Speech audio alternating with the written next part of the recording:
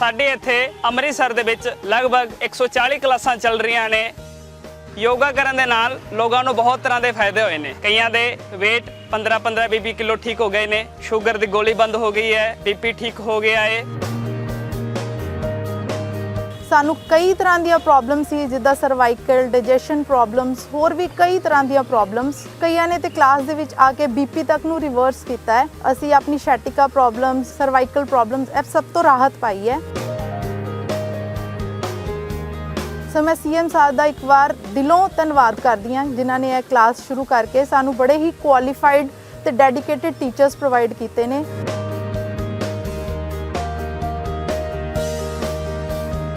मेरी एज हुण 60+ है, पर मैं 60 साल की उम्र तो पहला मैं कभी योगा किया नहीं सी। अपने आप बहुत आलसी बनाई रखा सी,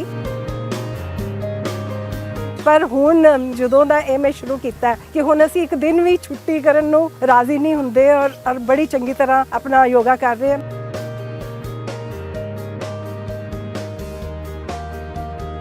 डिप्रैशन च अजकल दुनिया फिरदी है, वो घटूगा। और योगा के जिन्ने फायदे ने, क्योंकि साडी बहुत पुरानी प्रणाली है ये, तो फायदे लो। थोड़ी सरकार थोड़ी सेहत की भी चिंता करती है।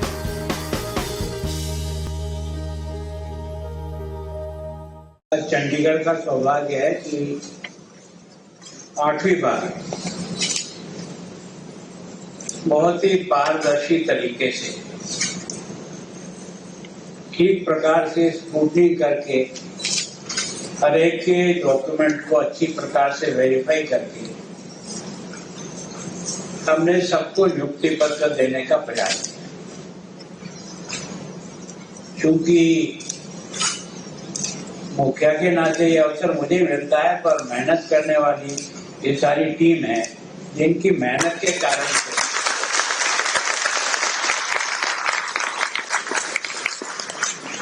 इतनी शुद्धता से पहली बार मेरे अपने 40-45 साल के अनुभव से मैं कह सकता हूँ, इस पारदर्शिता के आधार पर इस सम्मान पूर्वक शिक्षक को बुलाकर उसका नियुक्ति पत्र दिया है। इसका मन में बहुत आनंद का अनुभव।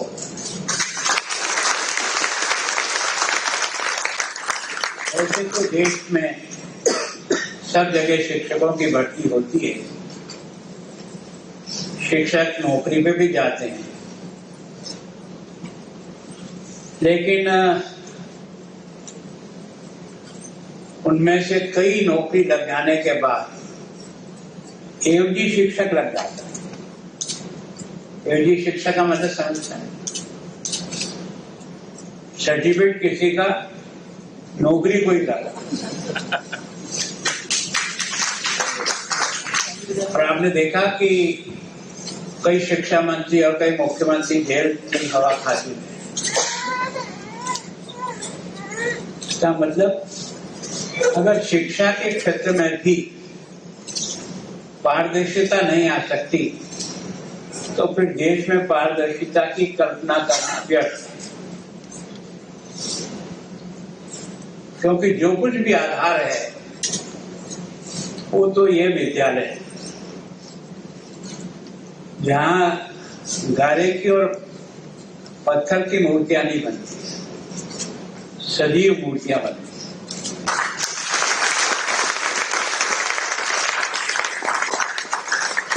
तो स्वयं राजस्थान में शिक्षा मंत्री रहा हूं, हमने सब प्रयोग किए, लेकिन हर प्रयोग में कोई न कोई समस्या आई जाती।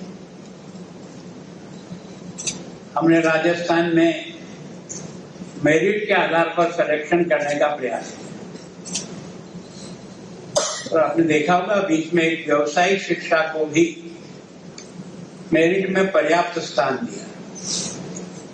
कुछ समय बाद अनुभव आया कि उसके बाकी सब में तो लगभग 3rd डिवीजन के नंबर, लेकिन आधुनिक व्यावसायिक शिक्षा में उसमें 100 में से 95%, और उसके कारण से उसका सिलेक्शन हो जाता। जहां थोड़ी सी भी गली छोड़ी जाती ना, उसमें अपने यहाँ का बुद्धिमान व्यक्ति को इनको रास्ता निकाल ही देता। व्यवसायिक शिक्षा चलाई इसलिए थी कि बच्चा प्रारंभ से ही कुछ हाथ से काम करना सीखे, लेकिन वो सीखने के जगह डिग्री देने का माध्यम बने। तो लगा कि तो मामला बहुत बड़ा। मैं पहली बार जब शिक्षा मंत्री बता तो मुझे बहुत ही इस बात का अफसोस था कि जो विधवा बहनें हैं जिनकी एजुकेशन केवल सेकेंडरी तक हुई है या कोई कभी बीए करके घर गृहस्थी में लग गई, पता नहीं किस दुर्भाग्य से वो विधवा हो, अब उसकी एज भी क्रॉस कर गई, क्योंकि जो लिमिट होती है उससे ऊपर की एज को नौकरी नहीं मिलती। मैंने इसको कैबिनेट से पास कर दिया कि विधवा की कोई उम्र नहीं, रिटायरमेंट की उम्र तय।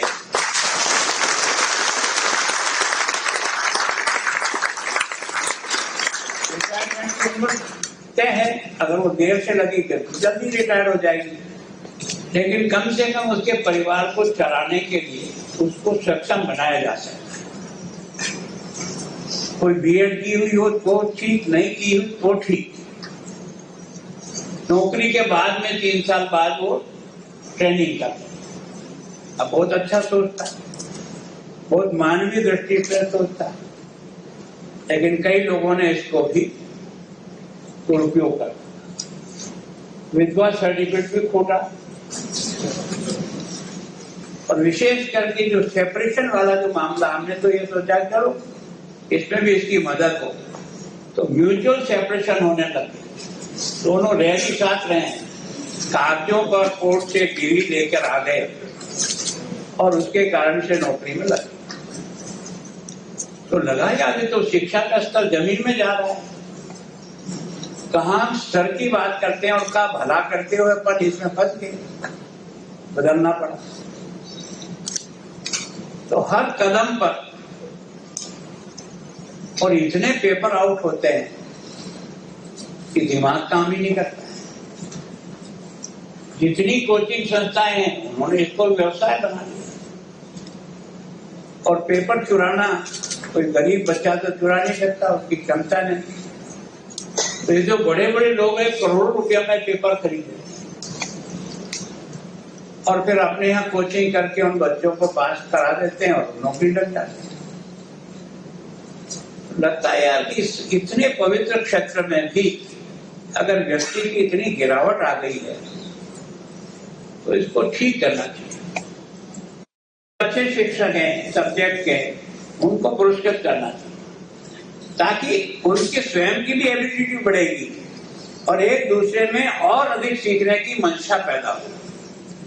तो जितना योग्य शिक्षक बनेगा उतना ही बच्चे को योग्य बना पाएंगे। तो मैं सोचता हूँ ये, और केवल इनको एक आज कारण से पुरस्कृत नहीं किया कि इन्होंने रिजल्ट को परसेंट किया, इन्होंने टोटल डेवलप किया अपने विद्यालय की बाउंड्री, हर प्रकार की एक्टिविटीज को आगे बढ़ाने का।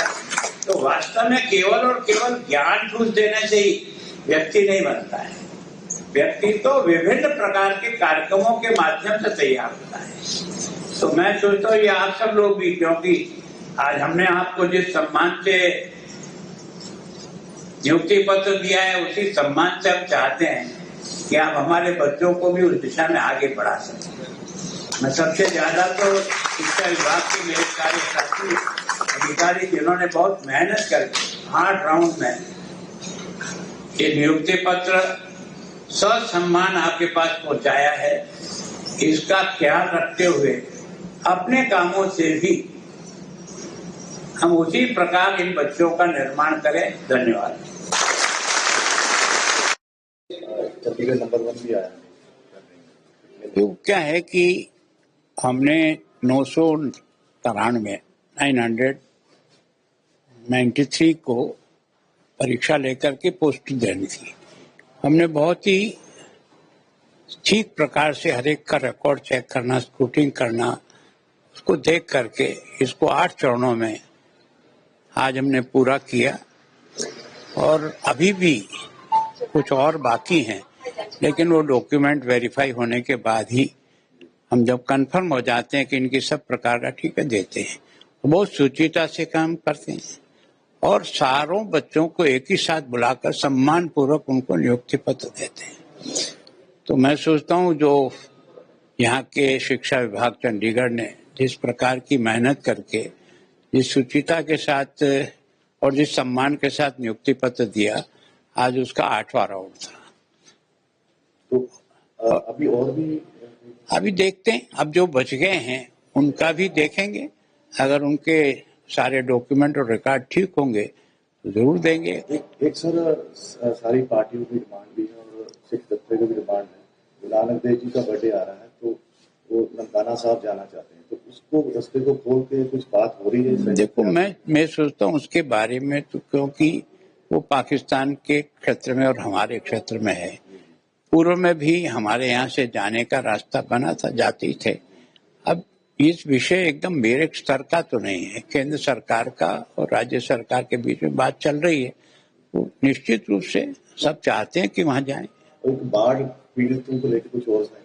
देखो, बाढ़ पीड़ितों के लिए जो कुछ भी 1600 करोड़ रुपया उन्होंने टोकन दिया था, उसमें से 240 तो आज जारी कर दिया और बाकी तो सारा का सारा सर्वे और सब चीजें हो रही है, गिरदावरी होगी, सब चीजें होगी। जैसे जैसे रिकॉर्ड बनकर कंप्लीट होगा उसके कारण किसान को फसल का ही मिलेगा, मकान का ही मिलेगा, पशुधन का ही मिलेगा और भी जिस प्रकार की सहायता